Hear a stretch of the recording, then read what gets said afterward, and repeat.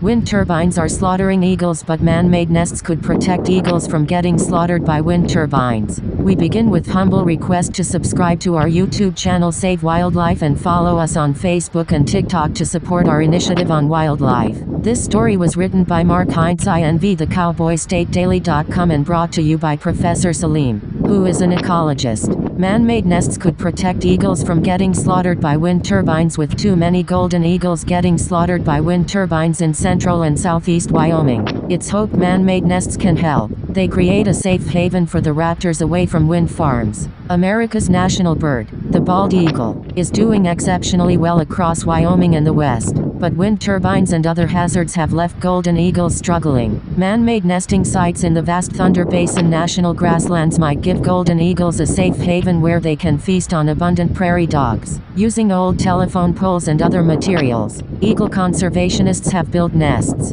Now it's just a matter of waiting to see if golden eagles will show up to use them. Golden eagles struggling. Wyoming has at least a few thousand resident golden eagles, said Brian Bedrosian, conservation director for the Teton Raptor Center. During the winter, the number of golden eagles at least doubles, perhaps swelling to as many as 20,000, as eagles migrate here from the north.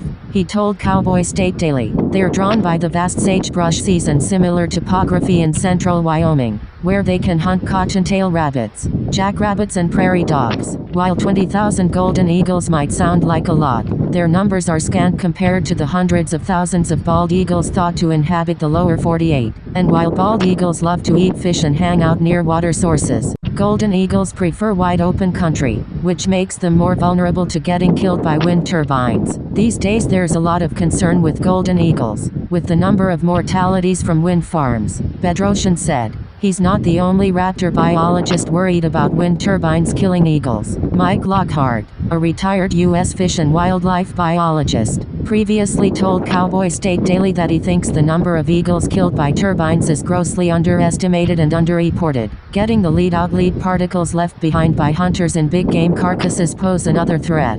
High-velocity hunting rifle bullets frequently leave fragments in the carcass when a hunter shoots a deer, elk or antelope, especially during the winter. Eagles rely on carrion as a food source, and if they eat those carcasses, they can suffer lead poisoning. Bedrosian is an advocate for hunters voluntarily switching to rifle ammunition loaded with copper bullets, which he says he's used to great success over numerous big game hunting seasons. As cottonwoods die, eagles leave. Golden eagle nests aren't anything new in the grasslands. Early pioneers inadvertently drew them there, Bedrosian said. The pioneers planted cottonwood trees, and once those trees grew to magnificent heights, eagles started nesting in them, he said. But as time went on, the cottonwoods began to age and die, and there's been fewer new trees to replace them. That's because cottonwoods are highly dependent on flooding. Cottonwoods are so named because the seed pods they release resemble puffs of cotton. You get those snowstorms of cottonwood seeds, and they need flooded land to land in and start making new trees, Bedrosian said.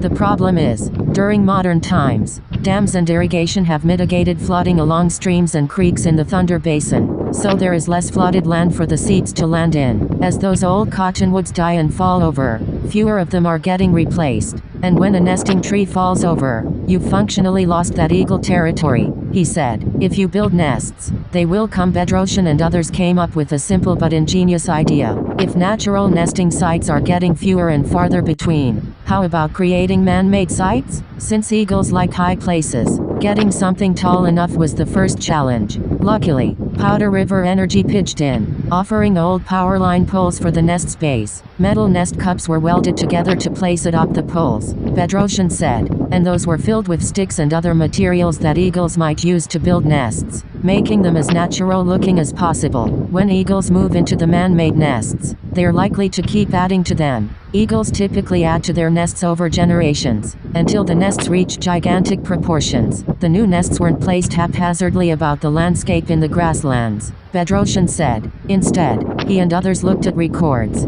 dating all the way back to the 1960s, showing where eagles previously nested. Setting up new nests in those sites will likely draw the eagles back, he said. Camera-shy setting up nest cams to monitor bald eagles has been successful in numerous locations. It's a big trigger with golden eagles, Bedrosian said, as they seem to be more camera-shy. If golden eagles notice anything about a nest that wasn't there before, in other words, researchers installing a monitoring camera. They might stop using that site, Bedrosian said. But well-camouflaged cameras are already built into the manufactured nests in the Thunder Basin, so biologists can monitor the raptors from the moment they move in. The latest nest was just completed last month. It might take a while, perhaps even a few years, for golden eagles to start moving in, he said. But he's optimistic that the eagles will take to their new homes, where they can be safe from wind turbines and have plentiful prey, bringing some more natural prairie dog control. I think everybody can get behind that,